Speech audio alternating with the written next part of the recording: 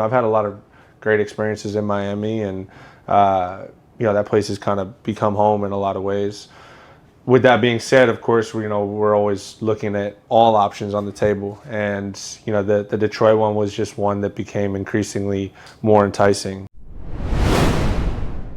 Season 3, episode 1. We got to drop a banger.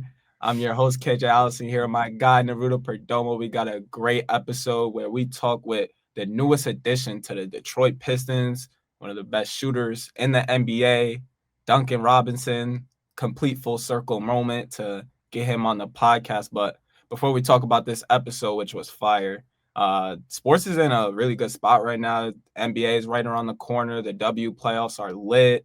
NFL's like getting to the quarter mark of the season. Baseball is coming to the playoffs. Just what you been on, bro? Talk to me.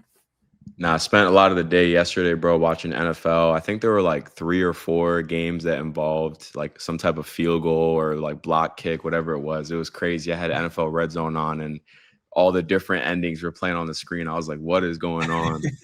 But yeah, definitely a great time in sports, bro. We love to see it. Can't wait for NBA to start, obviously. College basketball too. We got to bring that up soon, because October 15th is starting up. So D3 school is going to compete. D1 practices start getting in the gym. So definitely a great time to be a sports fan. Nah, facts. I'm sick right now, bro. The Liberty lost the other day. Stewie was carrying. I was like, she's hurt. We probably not gonna get it done, but she wasn't the like in quotes weak part. Sandy Brondella, if you listen, and I got some questions about some of the rotations I see it, but like I said, sports is lit. Like you mentioned, NFL's blockbuster games. All the 1:00 games were really competitive. Go Pittsburgh, like always. But let's talk about this episode with Duncan, our guy. It was good. We did it in person in New Hampshire. My boy Ruda had me at his crib. It was a good time. But I think the first thing that I wanted to point out about talking with Duncan is just like he's really smart. I think I said that to you right after we were done recording. Like I wasn't expecting his intelligence. Just like even if it's not about basketball, he has a lot of like good ideas about life, stuff like that. Keep you level-headed, all that things. But also people have been having difference of opinions on and you saw the rule change of the NBA, like end of shot clock or end of quarters. I think Duncan like spearheaded that idea. So if anyone has any problems with it, you got to talk to Duncan about that. But talk to me about this episode with Duncan. Nah, man, it was definitely a great episode. Shout out Duncan, man, for doing it.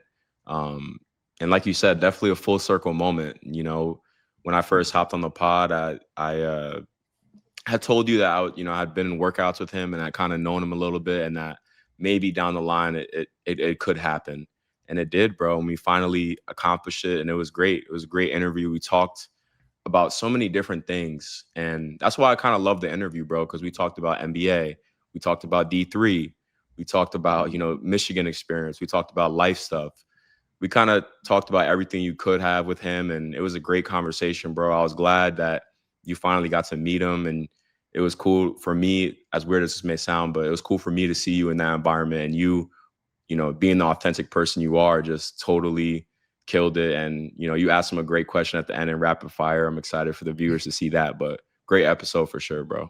Yeah, nah, Duncan's definitely like a good guy. You talk to people in these spaces and it's not always like the respect given, you know what I'm trying to say? Like he was just welcomed us, and it wasn't like he was trying to just like get the interview over with. We got a lot of like I've heard Duncan in some interviews. This might be the best one, so people gotta let me know what they think about that. But I've also heard people say about Duncan's contract, like they're kind of questioning if Duncan's worth the 16 mil per year. And I wanted to address that real quick because if you look at the statistics, like the playoffs, I should say, the one thing that the Pistons were really bad at was 3-point shooting. And Duncan's already proved like year 2 in the NBA, he was shooting like 40+% from 3, did it big in the playoffs, in the bubble. I think people kind of forgot about like Duncan's run during that time.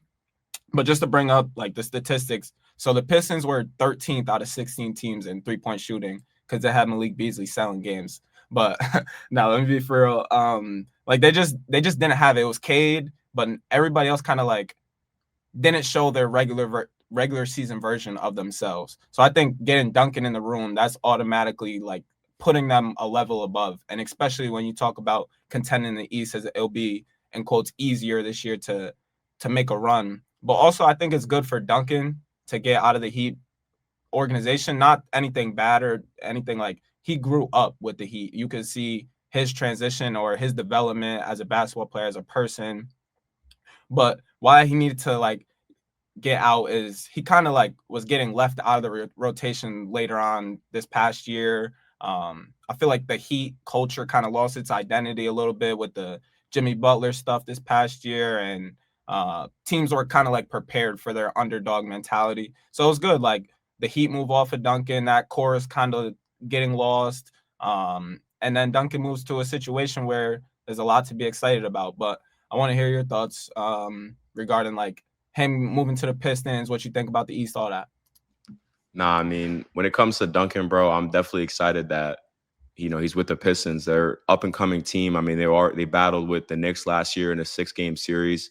And I think it was like game 4, 5, and 6. Like the differences between the points was like added up to like 6 points or something like that. So it was super close.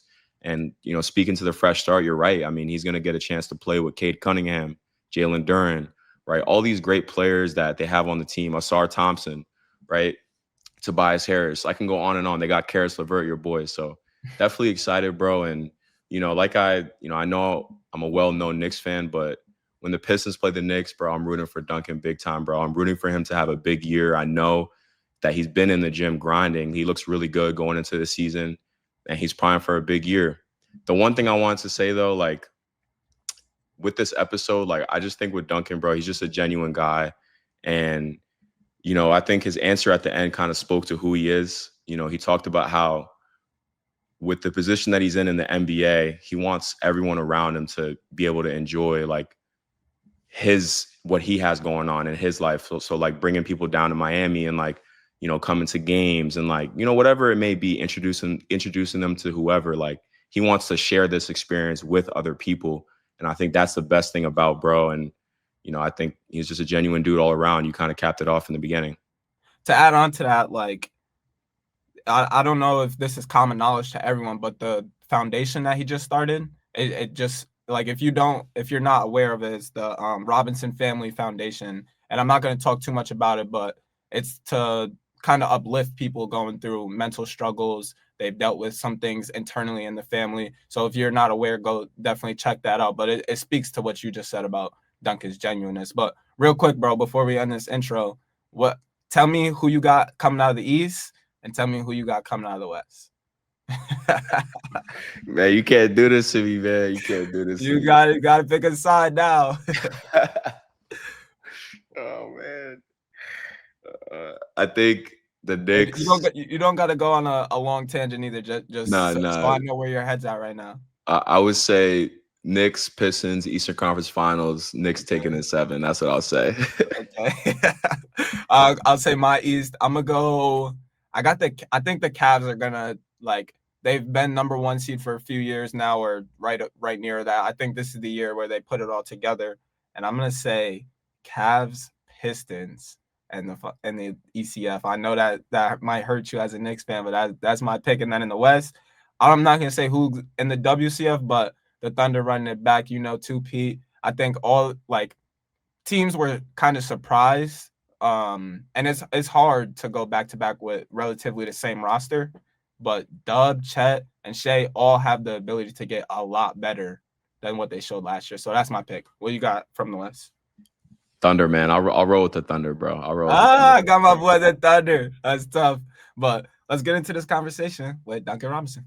Real quick before we get into the episode, I just have to give a big shout out to Alex Stoddard and Hermes. You know, they filmed the episode, man. They came to New Hampshire, and they really helped us out big time, man. So I got to give them a shout out. We're going to put the screenshots of their Instagram in the YouTube video and we'll make sure to tag them on Instagram so you can follow them. But let's get back to the episode.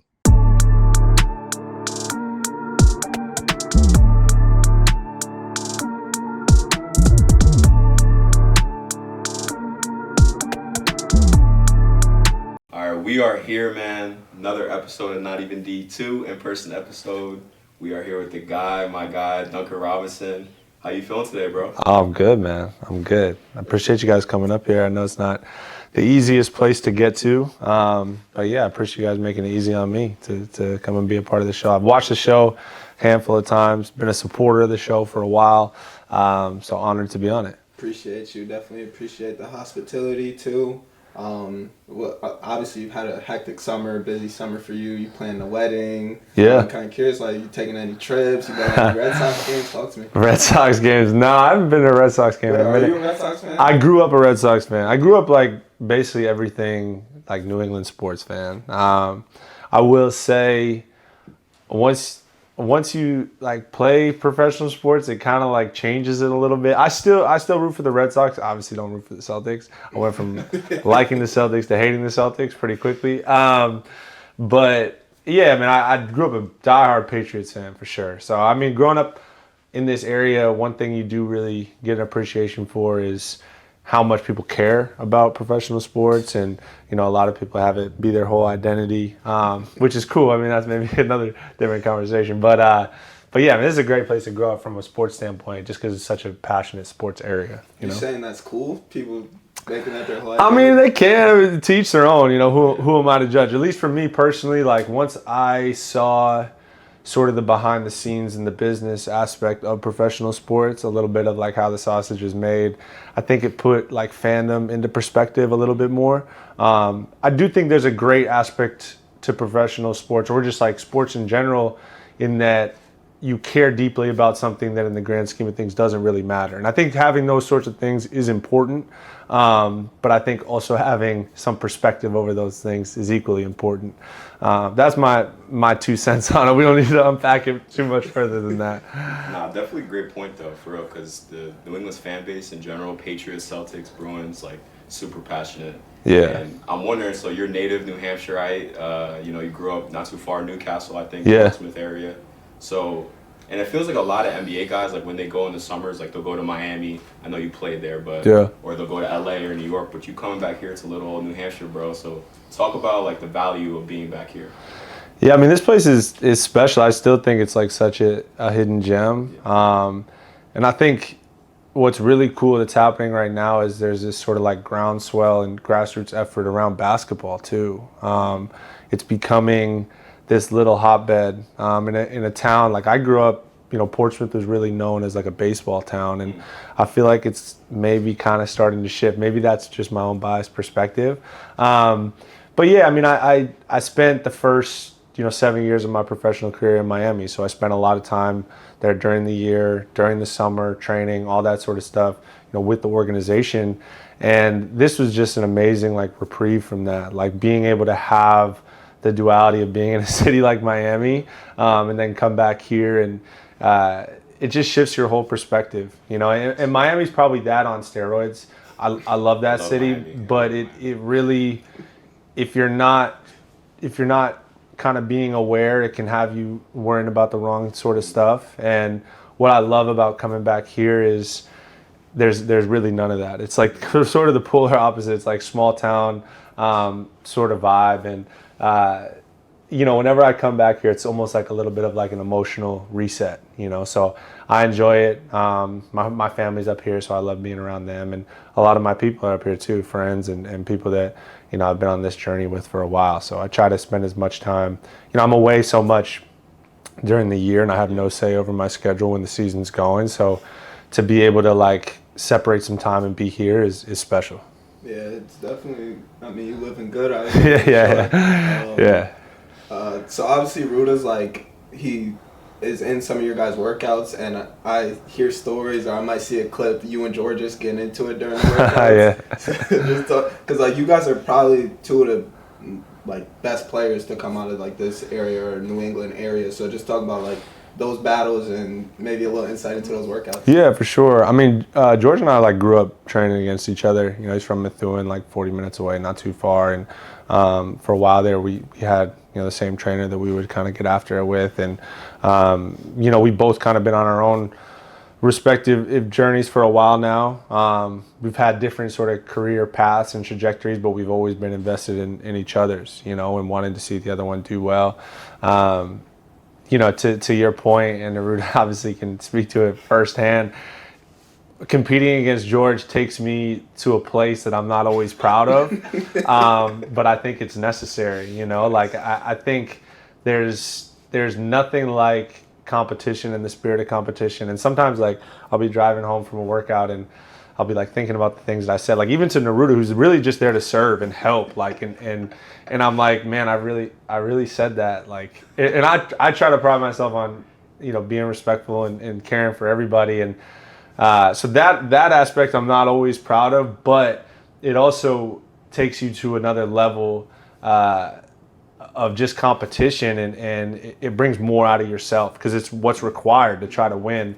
And I sometimes wonder, I'm like, man, I'm like 31 now. Like, am I ever going to stop feeling this way? You know, like, and when I stop feeling this way, it's probably a good indication of I should be done, you know, because, and George is great because it's so close to home, like literally and physically, like, and like emotionally, that we're always going to like bash heads. So it's fun to compete against him, and we've been doing it for forever, and it just never really gets old. No, it's cool. It's like a out-of-body experience when you're playing sports or even just a workout and someone hitting you or something. You can't control yourself. You just start wilding on whoever's around. Yeah, I mean, I'm sure you guys know how it goes. It's the same sort of interactions you have with your college teammates or your high school teammates, or honestly, like maybe even guys you grew up with. It might even be more personal, you know? So like that sort of thing.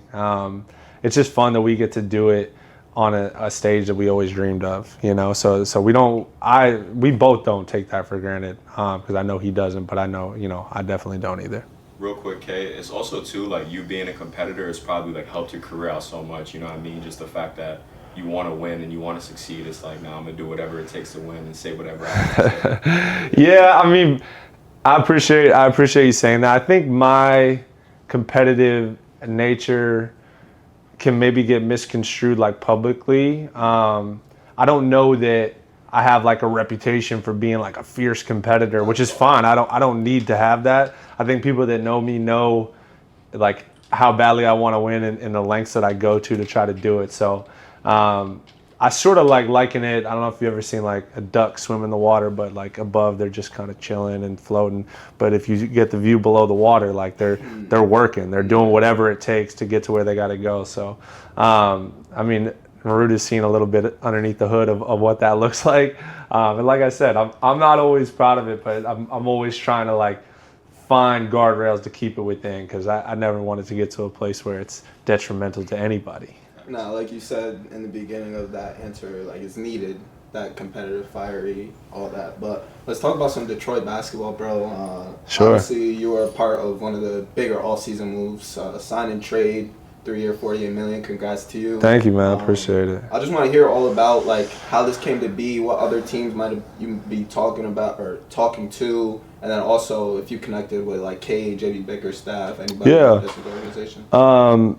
So without getting like too in the weeds of everything that went down around free agency, but basically I had an option for this last year to go back to Miami, and if I did pick it up, only half of my full contract for that year was guaranteed. So it sort of was put in place originally to provide flexibility for both myself and the organization, and you know, there was an effort to try to work something out to try to come back, and you know, which would have been great. You know, I've had a lot of great experiences in Miami, and you know, that place has kind of become home in a lot of ways.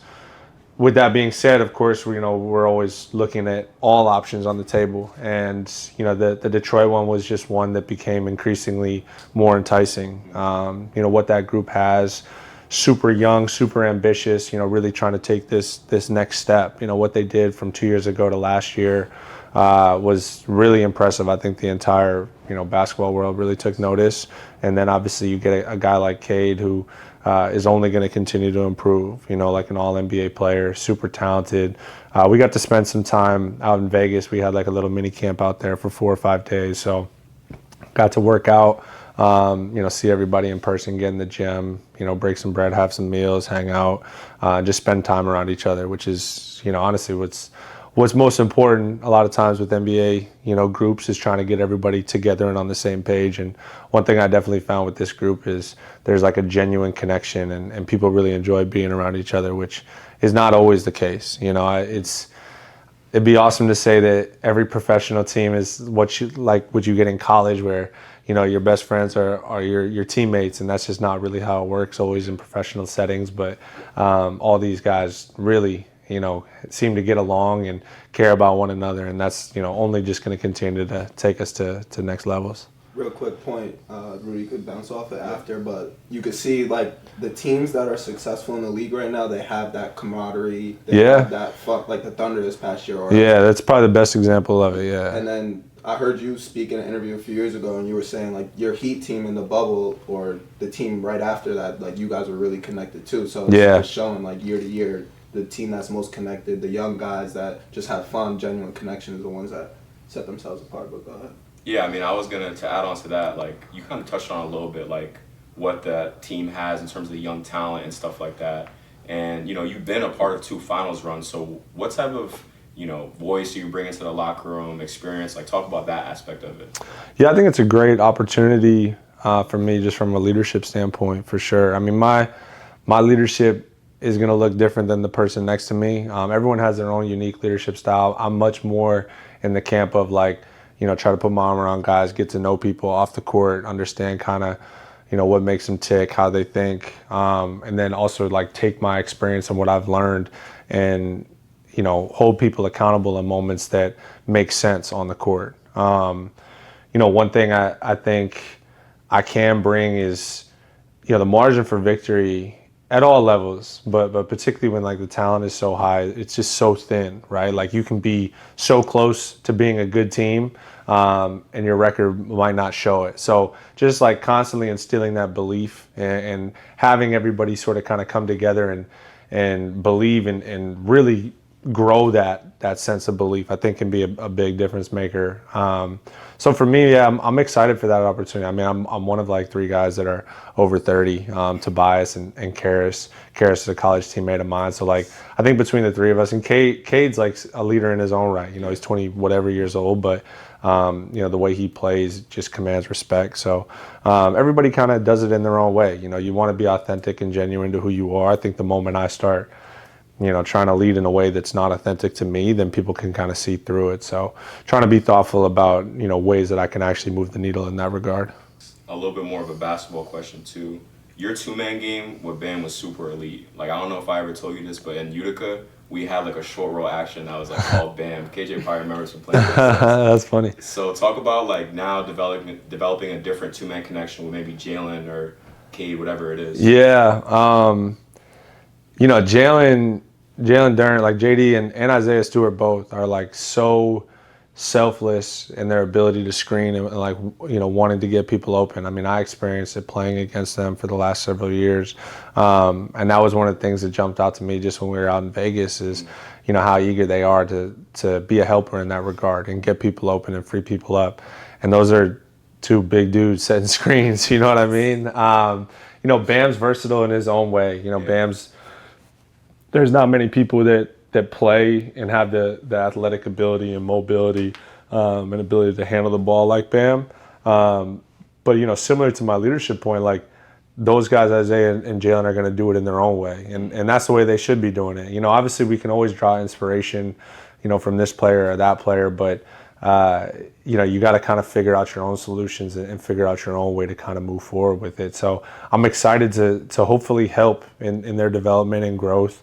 I mean, one thing I can do is draw, defenses, put 2 on the ball, get the ball back to those guys, and then let them be the best versions of themselves, playing 4-on-3.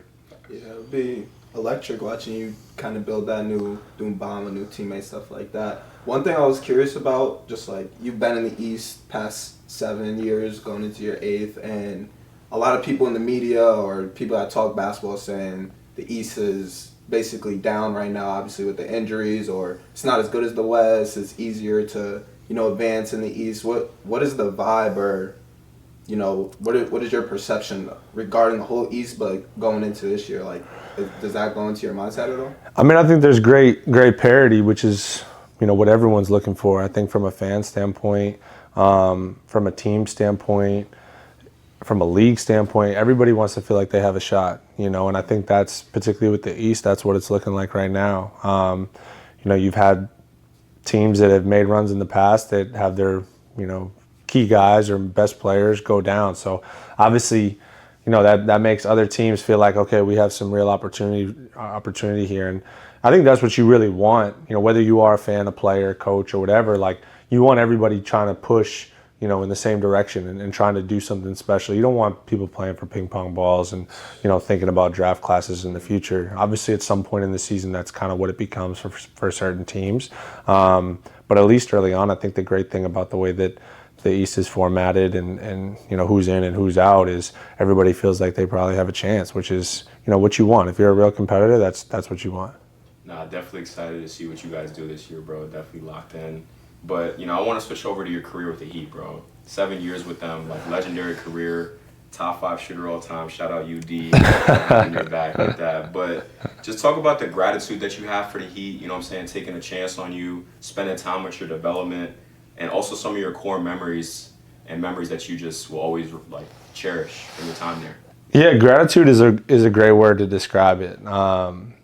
They gave me, they're the first professional team to really give me an opportunity in summer league and, give me a 2-way contract and let me sort of matriculate up through their development system. Super grateful for all the time and energy and resources that they poured into my career. I know wholeheartedly that it might not have looked that way in a different place. So, Spo obviously being, the head of the basketball side, him believing in me and instilling confidence in me, I'm super grateful for that experience. We had some amazing years, amazing runs. It was fun being a part of that group that kind of felt like nobody wanted to play against you, especially, as the season got later and later. The bubble is definitely a run that sticks out just because they'll probably, I don't want to say definitely won't be, but probably won't ever be a situation like that again where, you're living in Disney World for 100 straight days. So it's weird looking back, like it almost feels like it's like a fever dream or something. Like I can't believe that it actually happened. But I'm thankful that it did because that was, for me, a big part of that stretch was like really growing this like belief that I was good enough and I was capable and, the organization sort of really like guided me through that process. So, and then not to mention, the front office believing in me and wanted me to stick around and be a part of that group. Yeah. I feel like that season kind of put a stamp on you in the NBA. Like your whole career has been about opportunity, getting to Michigan, getting a chance with the Heat. And then that season when you were like breaking at Heat records in the playoffs, doing your thing, like it kind of made, there was always questions like, is Duncan Robinson a good enough shooter to like pay him money? That season kind of like stamped for sure. I think the cool thing about that was like the whole world was kind of on standstill, everybody was at home. Like the amount of people that I heard from, I still have the same number that when I was a kid, like the first phone I ever got. So like the amount of people I heard from be like, oh, I haven't talked to you in so long, but I never watched basketball, but I saw you, doing this, that, whatever. So I think everybody, it was kind of the only thing going on because the NFL wasn't happening and it was during the summer, baseball wasn't happening. And, the NBA found a way, credit to them, to finish the season. And it was like the ultimate platform. So in that, I think you're right in a lot of respects. It gave me a big boost of confidence of like, all right, I'm capable for sure. Nah, definitely like KJ said, it was a huge stamp. And I'm wondering, what do you think about the Heat allows players to succeed? Because you talked about how like they don't let players like fall through the cracks. So what about the Heat separates them from like other organizations? Obviously, you've only been with them, but yeah. I think to your point, the fall through the cracks point, I think they just really do a good job of maximizing every single day. And that's not to say that like what they do from a development standpoint is like totally better or different than anybody else. I think when you look at any craft that you're trying to improve on, the most important mark is consistency and just being there every single day, showing up. The reality is with NBA seasons, they're so long and monotonous, and they can get to that point where, if you haven't played in the last 7 games and, you're probably not going to play tonight. Like it's pretty easy to skip that individual workout, be like, oh, we'll get you conditioned tomorrow and when we practice or whatever, right? They don't really allow that to happen. They're constantly trying to put one foot in front of the other and push it forward. And what you get after time is, the accumulation of all that work and all those days where you could have said, nah, I'm just going to, head off to practice today instead of sticking around and getting my work in. You get the effect. And it might just be 15, 20 minutes every single day or whatever it is, but they're going to hold you accountable to that and make sure that you're doing it. Yeah, and that equals heat culture. Yeah. But, I kind of want to transition kind of on the same lens, but talk about Jimmy in that aspect, because I heard you talk with Dante DiVincenzo, I think it was last year or so. But anyways, you were talking about how culture kind of stems from your best player. Like, what is your best player doing to instill that grit, toughness, whatever the case is. And like a lot of people talk about Spo or Pat Riley, UD, and heat culture, but I feel like you pointing out that it's like, all right, Jimmy Butler is our best player, and that's how our culture stems from. I kind of just wanted to hear, like, you playing with him, what you saw from him that makes you believe that, but also your relationship, because the dumb comment he made about you, like, Duncan's he was like, I play with a bunch of smart players, but Duncan's dumb. So obviously you guys are, like, kind of close or whatever. So just talk about, like, your relationship with Jimmy and playing with him over the years. Yeah, I mean, I've learned a lot from Jimmy. Jimmy's, like, as fierce of a competitor as there is. When you talk about his game, it's hard to pinpoint like one thing that he's really great at. Probably drawing fouls would be the main one, but I think what I learned from just watching him every day is when it comes to, crunch time or clutch time or whatever, I don't know that you really want anybody else just on either side, like he's just going to find a way to get it done, and it might not be the prettiest or the most skilled or whatever, but he sort of just wills his way. So I think, we as a team kind of tried to embody that, as much as we could. I will say, like, heat culture existed before Jimmy got there, and it'll exist, now that he's gone. It's not that he's that or he's the embodiment of it, because you could also say, everything that went down last year. To my point about best player, I think it's easier to establish a culture if you're a front office when your best players are sort of over themselves and about doing the right things, because naturally it permeates throughout the rest of the group. It's hard to sit up in a front office and say, we're going to do this, this, and this when your best players are not abiding to that. So, learning from Jimmy, and playing with Jimmy was a luxury in a lot of respects, just because he's one of the handful of superstars that really does it in every aspect of the game. He's not just trying to go out there and score 40, but he'd probably rather have 26 on 12 shots and 10 free throws and guard the other team's best player and have 4 steals and 7 rebounds and 7 assists. That's more like the way he wants to play. So to play with somebody like that is definitely a luxury. I mean, for better or for worse, your best players can really, inspire you guys, you know what I'm saying? And you see that at the college level too. You see, you have the best player on the college team who's working the hardest, who's in the lab, who's getting better. It's like those freshmen are going to be like, oh, I want to get to where he or she is at, so I need to work just as hard. Yeah, for sure. I mean, I think, I've been a part of college teams where, exactly to your point, like when I stepped on campus at Michigan, I've always tried to hold myself to a higher standard of work. But then when you see Carris, Levert in there, as much, if not more than anybody, it requires you to be like, all right, if I want to get to that level, or if I'm going to be taking shots while he's on the floor, like I got to show him and build trust with him that I've earned this opportunity too. So I think cultivating that culture, it's got to be player driven, and that's more my point. Is obviously you can have an organization that is solid and foundational pillars of we want to be this, this, and this, but at the end of the day, if it's not player driven, it's going to be hard for it to really be sustainable. I mean, that's what you hear from the best coaches too. Like Nick Saban talks about like how his best players are making plays at the end of the day. You know what I mean? Yeah. It's like the coaches can put them in the, best way to succeed, but it's ultimately like I said, the players who are making the plays and changing the game. Yeah, and the best coaches find a way to tap into that aspect of their best players and put wind in their sails and breathe life into them so that when it comes to, playmaking time, that they feel they have the confidence to go out there and do that. So those have been my favorite coaches that I've played for. Obviously, you have to have an acumen and an understanding and an IQ of the game, but you want people that are going to uplift the group and push it, in the right direction. For sure, bro. And, talking about uplifting the group, I mean, you went on 2 different finals runs with the Heat, 2020 and 2023. And I'm just wondering, is there like a game or play that kind of stands out from those 2 finals runs? Because they were both crazy in their own right, both for the team and both for yourself, too.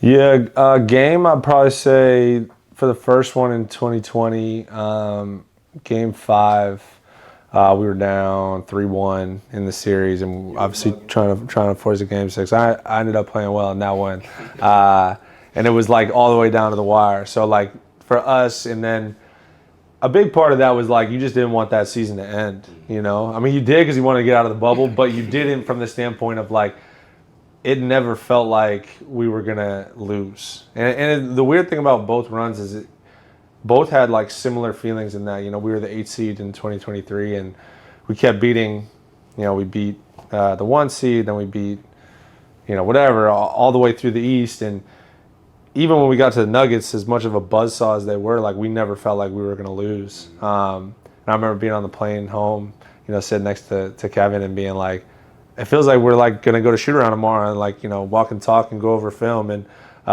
it was obviously the end of it. So I'd say Game 6, and then in the next run, we only won 1 game, but Game 2, the start of the 4th quarter, I had like 10 points straight. I think it was only 10 points of the game, but it sort of like gave us a little bump to get that one. So good memories. Obviously, I mean, you want them to be in a winning effort. In terms of this series as a whole, but you can't always control that. So just talk about the games that you played well in those Yeah, I mean, I try to obviously like learn lessons from the other ones. The major takeaways being just how elite the best players in the world are on the biggest stages. LeBron in 2020, the level that he got to secure that, and then Jokic in 2023. I mean, you could make a solid argument that in both years, those were the 2 best players on the planet. So yeah, Brown in the 2020 series, Brown was just like towards the end of the game, just like, where's Duncan at? Like we're going at him. Yeah, a little bit. I mean, it still looked a little different back then. It's even gotten crazier since 2020 in terms of like, what the Thunder are doing with like matchup hunting. Yeah. Back then it was a little bit different. It was still a little more like chess. Like he was out there trying to figure out, all right, if I get into this action, this guy's pulling over, like I can create an opportunity. But I think he had triple doubles in at least a couple of the games, and that was the first time.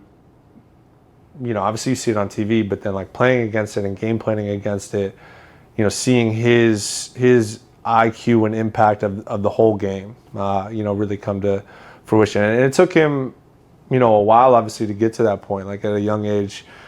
And it's a good example of like what wins, right? Like at a young age, you see the clips of him running by everybody and dunking in transition, but he couldn't ever get over that hump. And he clearly got to a point in his career where he was like, all right, I got to think about this from a more sort of cerebral perspective. And when he was able to make that jump, then obviously you see the championships follow. It's kind of the idea of like learning how to win almost. It's like, yeah. Like he goes to Miami, he loses that first year, but then he runs off 2 championships the next year because he's, processing defeat and learning how to be better on a game-to-game basis. Yeah, for sure. And that, you see a lot of people, losing sort of break them and break their spirit and not think that they can get over the hump. Obviously, the run in Miami, they had a really talented group, and part of that, could also be the complementary pieces that they had in years 3 and 4 to kind of get them over the hump. But yeah, man, I mean, he's obviously like, he's the greatest player to ever play the game. So it's still like a marvel to see what he's doing at his age. Not necessarily surprising because, we've been watching it our whole lives, all of us have. But still just incredible when you take a step back and try to process what he's still doing, One thing I was wondering about, like every playoffs you see or you hear but I see it as like the Heat's zone or defense is really effective. So I'm kind of curious how Spo kind of is teaching that, but because like when most teams play zone, it's so easy for people just hit shooters and flare it out that way, or just dribble, penetrate, and you're getting alleys to the low guy or dunker spot. So just talk about like why you think the Heat zone has been effective over the years. Yeah, I mean, we work on it all year. You know, it's sort of an example of like sharpening the sword. You know, if you were to cut down a tree, you know, and you have 4 hours, you spend 3 hours sharpening the sword, right? So we work on it all year. He like uses it in spots all year. So by the time the playoffs come around, we have like a collective trust and understanding of what we're trying to do. And there's also a belief in it because it's worked in the past. And, you know, it'll never be, I don't want to say never, but knowing him, I don't think it'll ever be a base defense, but it's a curveball. You know, it's a good opportunity to sort of throw an offense off that's in rhythm. There's no like, I really don't think there's like a secret to it. I think it's more just about like making multiple efforts. That's what all defense is really. And when you're in a zone, you have more ground to cover in a lot of cases, and it requires more out of particularly the guys up top. Like those are hard positions to play. But we've had some really good defenders, you know, over my time in Miami. Yeah, that zone definitely messed up my Knicks in the playoffs. But we didn't run that much zone against them. You're saying what, 2 years ago? Yeah. Yeah. That wasn't. I don't remember playing that much zone. Knicks are tough though, man. They have had a great year. And to your point about the East, I mean, we'll see what it looks like. But it's gonna be some good battles this year for sure, bro. Talking about good battles, I mean, you played in Division III, and Division III has a lot of talent, bro. And you know, I think it's highly publicized on your transition from D3 to D1 to the NBA. So we're not going to spend too much time on it, but we do have a fan base, let's say, of Division III supporters. So yeah. I think we'd be remiss if we didn't touch on it a little bit. Yeah, for sure. So one thing I'm just kind of wondering about is your experience, right? So Coach Maker recruiting you and like really giving you a chance and giving you a real opportunity your freshman year coming from high school, right? But also some of your relationships that you made in the locker room, playing in NESCAC basketball, and ultimately your NCAA tournament run. Yeah, I mean, I'm a huge fan of Division III basketball still to this day. You know, I try to follow it as much as I can. Follow Williams? A little bit, yeah. Yeah, I follow more like people that I have personal relationships with and, you know, feel like emotionally invested in their success. I would love to see Williams do well. I know Coach App a little bit. I don't know a lot of those players super well. But I just have an appreciation and love for that level. You know, a lot of my friends played there. A lot of my, obviously, former teammates played there. I played there. And it's a special level. I think it's an amazing blend of skill, competitive spirit. It's not nearly as far off from Division I as people think. It's a super high level. Those leagues are riddled with scholarship level players. And I think it's a great educational experience for the whole person, you know, the Division III experience. If I have kids one day, I think it'd be amazing for them to play at that level. You know, I think people have this idea of, you know, you got to play Division I or you're a bum or whatever. And obviously, we all know that's not the case. But there's a lot of misinformed people out there, you know, who don't understand, you know, what it takes and requires to play Division III basketball at a high level. I think from a you know, one thing I had in my experience there is because there aren't the time mandates and there aren't necessarily the resources from a facility standpoint or having managers or staff, there can be, you know, for you to like go and show up to the gym every day, like you got to really love it. You know, there's no one holding your hand, there's no one bringing you in. And I think what you can sort of get, and what I found is, there's actually an opportunity to create an even more competitive advantage against your counterparts because, you know, if you go to, I'll use Michigan, for example, because I was there, you know, we have 10 hours a week in the off season with the coaches and we're lifting and we're doing this and, you know, we're getting individuals and we got managers that are rebounding. We have all that stuff. Nobody's doing that stuff. Nobody has that stuff at the Division III level. So you go into the gym every day is you're doing it not because someone's making you, but because you really love it. And what I would say and encourage young players at that level or have aspirations to be at that level, don't let your circumstances kill your spirit and love for what you're doing. Don't, and a lot of people can be at that level, because I saw it with other teams or some of my teammates or whatever, is what's the opportunity cost of me going into the gym every morning at 6 a.m.? Like, what's the upside of that look like? Am I going to play in the NBA? Maybe not, probably not. But that doesn't mean that you shouldn't do it. Like, if you love it and you're trying to like strive for success and build towards something, I think you should go after it. And a lot of people would be like, well, that's a waste of time. Like, because the reality is there's a lot of really talented people at Division III that can put in a couple hours a week and still be all conference.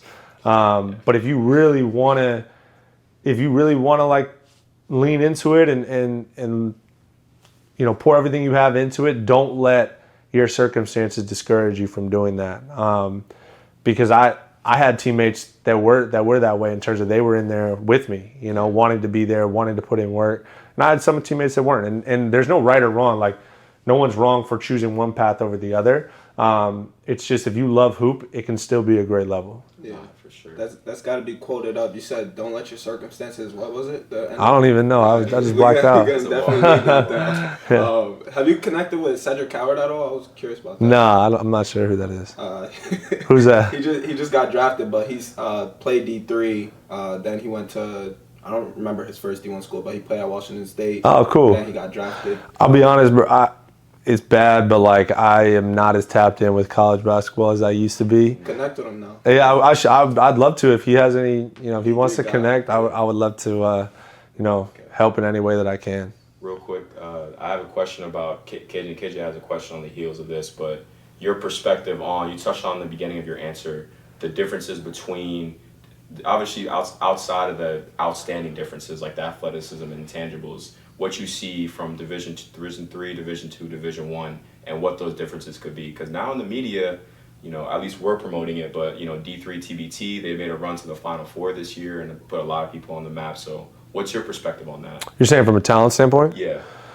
I think the skill level is like pretty comparable. I think, now, if we're talking like high major Division One, I think there's also like a little bit of a separator there. But you're talking about like Ivy League, Patriot League, American East. Like, I think the skill level is pretty close. I think what you tend to get with Division One is you get those like Division One bodies, like guys that are a little more athletic, a little bit more physically refined. You don't see a lot of like rim protectors in Division III. You get a lot of like, you can get like 6'5", 6'6" centers, who get by at that size. You don't really see that as much with Division I. So I think the bigs tend to be a little bit different. Not to say that there aren't really good bigs in Division III, because there are. I played with one. I tell people all the time I was the second best player on our team because Mike Mayer was the best. With that being said, I think the wing and guard play from a skill standpoint is like pretty comparable. Obviously, there's some physical differences. When you get someone that's 6'5", 6'6", and jumping out of the gym, they're probably going to get a scholarship. That's just the way it is. Even though right now it's really hard to get a scholarship no matter where. So, to your point with the TBT stuff, like, it's awesome to see these guys like putting Division III on the map, because I think everybody who knows and knows that those guys can play with just about anybody. Yeah, definitely preaching to the choir. Like, kind of transitioning to your Michigan experience, transferring D3 to D1 is becoming a lot more popular with the portal now, but when you transferred, obviously it wasn't like that. Like, you were probably one of the few to go D3 to D1. I'm just kind of curious what recruitment looked like for you, because you weren't like player of the year, you were like 14 All-American. So just talk about how Michigan came to you, what other schools are contacting you. I know Coach Maker had a relationship with Coach Beilein, but just talk about that recruitment. I mean, I was going to come back to Williams, and then Coach Maker took another job. He got a Division I job at Marist, and that sort of opened the door to. We had this weird stretch for like 3 weeks where we didn't have a coach, and I remember my AAU coach and my high school coach hearing some things about, hey, would Duncan be interested in potentially transferring? And at first I was like, no, probably not, honestly. Maybe I wouldn't really want to go to like a Patriot League school or an Ivy League school. It felt like it was just, I really liked Williams. I was in a good situation. I felt like it wouldn't really be worth it, so to speak. And then the recruitment kind of picked up a little bit. But this was all in like July and August, pretty late in the game. And I ended up taking 2 visits. I visited Davidson. They offered me a scholarship, and I visited Michigan. They obviously offered me a scholarship. And I had some other opportunities. Creighton didn't have any scholarships, but they'd take me for a walk-on and then give me one, for 3 years. And I was just sort of like trying to figure out what the best pathway was, because I really felt like the most important thing for me was fit. I needed to be in a situation where I could be myself and excel as being myself. And Michigan really kind of jumped off the page as that. And once I got there, it was just really about how do I get on the floor here. It was never about like trying to play in the NBA or anything like that. And just over time, you experience some success, you build a little confidence, and then you just keep pushing the goalposts, a little further and further. And I ended up trying to make the most of my Michigan career. And obviously that was a scary decision, making that jump, but it was one of the better decisions I ever made. So. No, for sure. Definitely was a great fit at Michigan. I think you shot 45% your first year at Michigan. You were definitely lighting it up. You had a good career. I think you're 4th all time. But I'm kind of curious about your senior year. You guys made it to the Natty, played against the Nova Knicks with Brunson, Dante, and Mikal. So I want to just hear about that matchup, maybe like scouting process, but also Jordan Poole was on your team. He hit the buzzer against Houston. Yep. So I want to hear that perspective. So just talk about like senior year, that run in the tournament. Yeah. One thing about Coach Beilein is we were always playing our best at the right time. We won 2 Big Ten tournaments and made a couple runs in the NCAA tournament. Obviously, one was all the way to Monday night. Yeah, JP. I mean, that shot in the round of 32 was a big time shot. I fouled out of that game, so I thought my career was over. I was sitting on the bench thinking that was it. And I mean, JP did something only JP could do. He's obviously so skilled and talented, but like he would do that stuff all the time. So he shot it mad weird. Yeah, nobody was like really surprised. And we were all surprised and happy, but like we'd seen it before in different ways. So and then we kind of ran into a buzzsaw with Villanova there. Jalen was player of the year, and Dante went for 30. So when that happens, it's Dante was coming off the bench going for 30. Like when you get a bench player in NCAA tournament game at 30, it's gonna be tough to beat. So, but they were good. I mean, they had I think 5 NBA players. So just the way it goes. No, for sure. I'm wondering too. Like I see you still hang out with Mo. And you're still close with Carris. That's KJ. You like Carris, right? That's my guy. Yeah, Carris. He's a good dude, man. Really good dude. Nah, he's a bucket. But I see you're about to hoop with him this year on the Pistons. And when I was in Miami last year, you talked about enjoying your senior spring at Michigan. So just talk about like both the highs and lows that kind of came with that experience overall. You're saying in Michigan? Yeah. Yeah. I mean, definitely challenges, struggles. I feel like. College basketball can be a grind in its own way. It's very different than the NBA. NBA's grinding the length of the season and, how many games we play and all that sort of stuff. College basketball, the amount you practice, there's like the preseason leading up, you have like 30 practices before you even play a game, beat up on somebody else. But what you get is, the guys that you live with, the guys that you go to class with, study hall, lift, train, eat, like, you do everything with them all the time. So you get really, really close. And like those guys are, like my brothers. I keep up with them, as much as I keep up with anybody in my life. So, just having that shared bond and experience, it makes going on a run and having something to remember even more special. So I love those guys. And I love my time in Michigan. Michigan was an amazing place to be a student athlete for sure. You still stay around? Do they have like you, Carris, Mo come back and talk? Sometimes we always try to get back for like a football game. I'll definitely go to a football game this fall, especially now that I'm in Detroit for sure. Well, we got 2 more questions for you. This is outside of basketball. I'm just curious. I see that you're a longtime podcaster. I believe you had a pod in college. Yeah. You had the long shot for a little bit. Yeah. We need to get that going back up again. Maybe. More what I'm curious about is like your relationship with 3-4 too, because I see now that sometimes you're like a co-host with Tommy. Yeah. So talk about your relationship with Tommy, Jason, and JJ, and then I'm more curious about how it works, like, because Tommy will have you or he'll have Trey on. Does he just like hit you up like, yo, host this one? I mean, obviously with JJ finding a new employer, it sort of like put a wrinkle in everything what they were trying to do, and I think they were just trying to be creative around what it could look like. I'm really close with those guys over there, and it basically was like, hey, we're going to kind of do like a revolving host sort of thing and at least try it out for this year. And for me, I had a podcast. I've had 2 different podcasts. I was sort of done hosting my own. I was just kind of like tired of the scheduling, the hounding people to come on. I mean, you guys know how it goes. There's a lot of really great aspects. There's a lot of really great aspects and rewarding components to it. But I had just felt that it was time for me to stop doing it. And Tommy hit me and was like, hey, man, would you be interested in just kind of like, doing an episode every couple months? And, I'm happy to help those guys out. And it's also fun for me to kind of tap back in and, still sort of flex that muscle a little bit and at least like stay up to date, keep my skills polished, I guess, in case I want to bring them back at any point, which for right now, I don't. Sneak peek.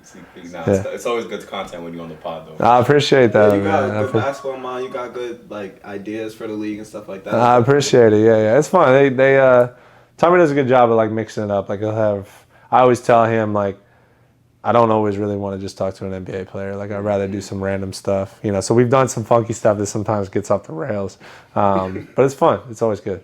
That's what's up, bro. And I think this is gonna be our last question for the episode, bro. It's been a great Yeah, time no with problem. you, bro. Definitely appreciate you having us for sure. But we like ending these episodes with like a bigger than basketball type of question. And I'm wondering for you, in a lot of your articles, you talk about having resilience as your superpower, right? You talked about it, and I think I seen an article with Athletic, you had talked about it with them.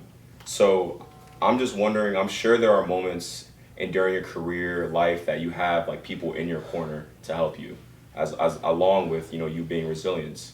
So talk about just some people who are integral to your own success, both on and off the court.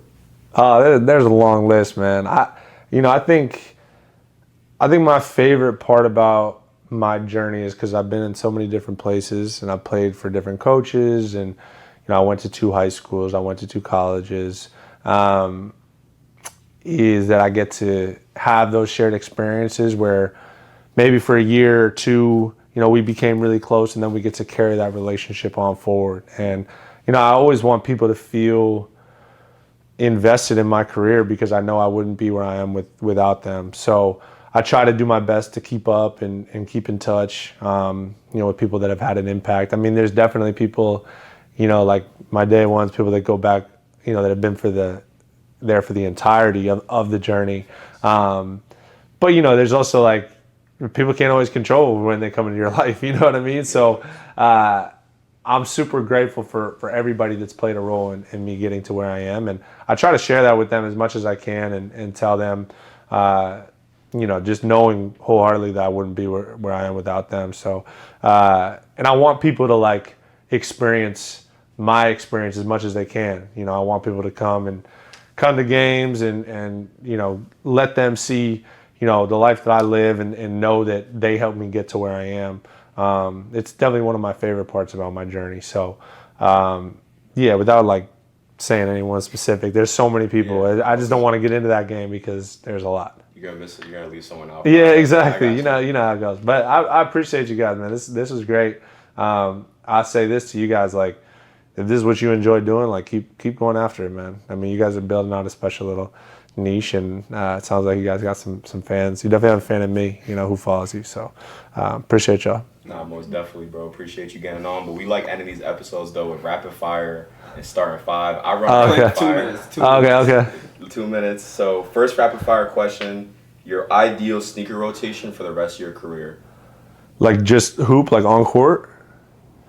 How many? Starting 5? 3. Yeah. The Sabrina 2s I've worn. I probably have one coat like Kobe 6. I really like Kobe 6s. And I just started wearing the Sabrina 3s, but they seem like they're good, so I'll say Sabrina 3s. Those are 3 good choices Yeah. for sure. Next rapid fire question. You played in some big games, bro. So I'm wondering, loudest pop in an arena that you ever heard?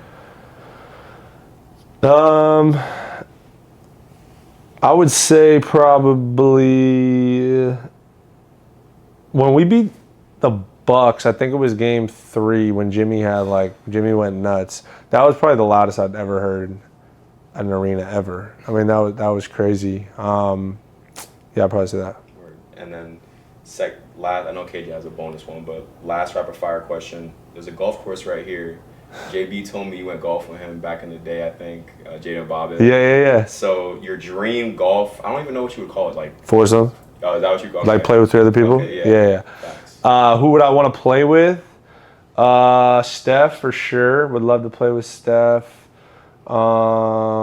Dream. I'd love to play golf with Obama. I think that'd be really cool. I know he plays a lot. I like you a lot more now. 'Cause you said Yeah, I would love to play golf with Obama. And who's our 4th?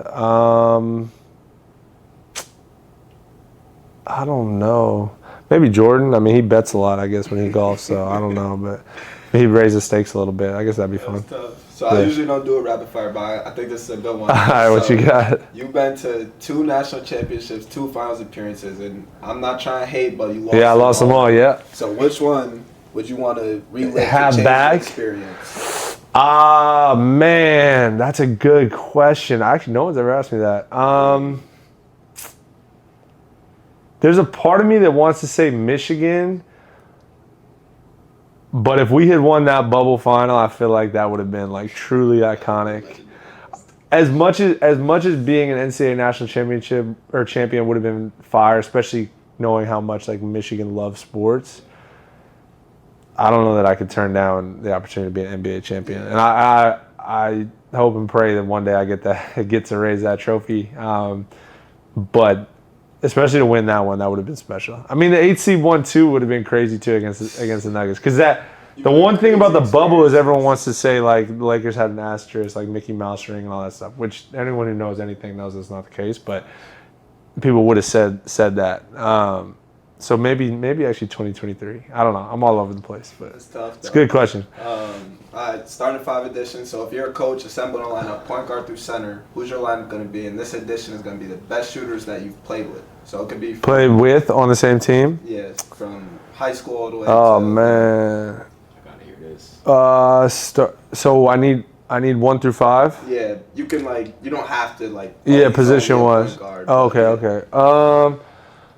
Best shooters that I've played with, I would say, I'll put Tyler Hero in there. I would put. You could put yourself in too.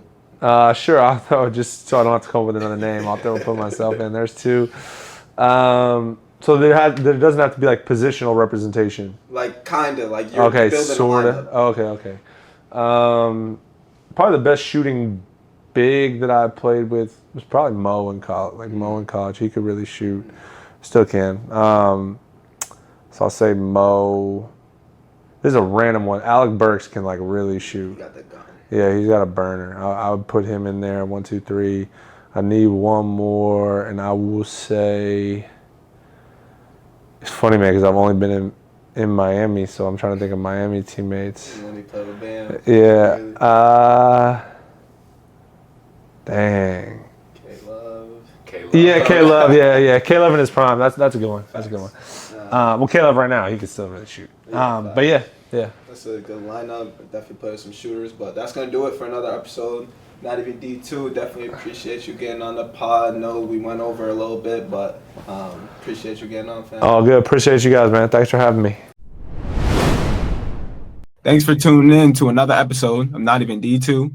Make sure you subscribe, follow us on Instagram, TikTok, and Twitter. That's how you support the pod. You can catch all episodes released on YouTube, Spotify, Apple Podcasts, or wherever you listen to your podcasts. That's going to do it, and we'll see you next week on Thursday. Yo, bro, that was a fire episode. OD.